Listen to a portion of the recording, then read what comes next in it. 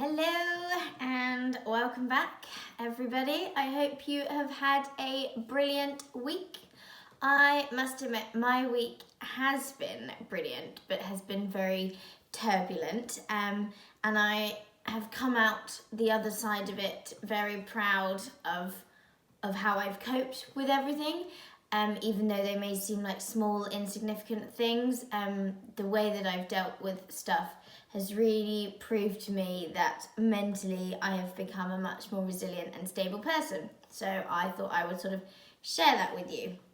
I did have shingles last week. It got worse and sort of confirmed all of that. And that was a very, it was a bit of an awakening, because I have probably spent the last 6 months or so quite confident in my physical ability because I haven't been ill from things like that. And so going onto these drugs and then having the shingles start up again, it all of a sudden made me question things again. I spent a lot of my time, understandably, before sort of never wanting to quite plan too far in advance because I was never sure of how well I would be, and that fear had sort of begun to subside and obviously has awakened a little bit again in me, which is fine. But this time I'm not going to let it get to me. I've put it to bed in terms of I'm just trying to be realistic, and if things like that happen, these new drugs that I'm on are much more flexible and I can find ways around it. It did mentally it upset me because I am very much a person that wants to get out there and wants to be doing stuff. I don't like being in bed and feeling ill and stuff, and it did or has knocked my confidence, but you've got to pick yourself up out of the dirt, dust yourself down and get back out there. So I have gone back onto my medication for the rheumatoid arthritis, and I'm going to give that another go and just stay open-minded and positive. I then also had my colonoscopy on Tuesday, which was interesting in terms of the diet beforehand. I had to eat a very strict back diet for a few days to clean out my stomach, as it were. And then on the Monday before, I couldn't eat anything apart from breakfast. And oh my goodness gracious, I think that has probably been one of the most consolidating experiences since my anorexia, in terms of, oh my God, I was an idiot for doing that. And I'm so glad that I have come out the other side of it, because I had to do a whole day of not eating, but I basically just sat around and mentally I wasn't there. I wasn't switched on because I was so hungry. And when I think back to how I was living my life during my anorexia, that was probably all I was eating every single day, and I was still expecting my body to go and ride horses, to drive places, to function and to be a person, and it's not possible. And it's no wonder I was killing myself. And during that day, all I kept thinking to myself was, I don't want to be like this. I don't enjoy this anymore. I don't get that kick, that adrenaline out of starving myself. And I was really pleased about that, because it just proved that I'm over it. Yes, I still question things every so often, but Monday, I think, was another just like line of concrete cement over the top of it saying, no, you don't want to be that person anymore. And then Tuesday afternoon, when I got home from my colonoscopy, I didn't realise I was quite that hungry, but Mum had bought a ready whole cooked chicken from supermarket, not saying a name, that was British, obviously, and I ate the whole thing.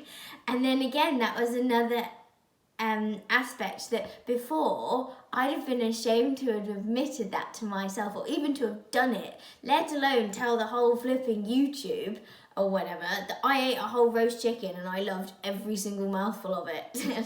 And again, that was something that I was so proud of. So it's just all those little things that, yes, this week has been a struggle because I haven't been able to get out and I have felt like absolute rubbish, and I've probably slept just as much as I have not, as in been awake. But that's okay because I've got to listen to my body. I can't abuse it in the way that I used to, because mentally I am stronger than all of that. I can overcome the hatred and the voices in my head that tell me I'm worthless when I am actually just unwell and I need to give in so that I can come back stronger. And I'm really proud to say that I've got to that point. So that was nice. And then one of the days on last Sunday, actually, we had some friends, or my uncles, come over and help us, social distancing obviously, clean out Dad's workshop.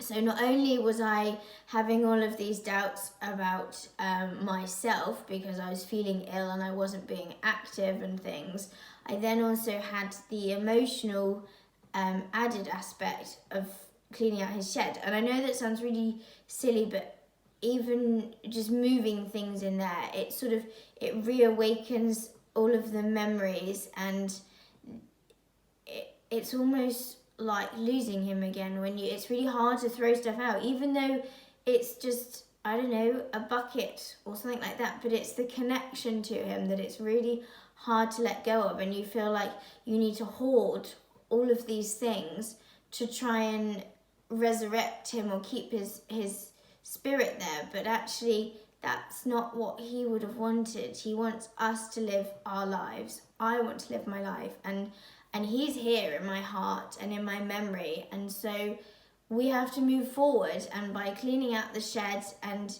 getting it sorted, that is moving forward. So yes, it was a very emotional day because of all the memories and everything, but also it was quite an uplifting day because we're starting to get there. We're starting to carve our new path in life with his memory, and so it was nice to know that we are feeling strong enough to begin that process, because it is a very raw emotion that we're facing. It hasn't even been a year yet, and so it was nice to know that Mum and I and our family are strong and unified in our love for Dad and also our ambitions for the future.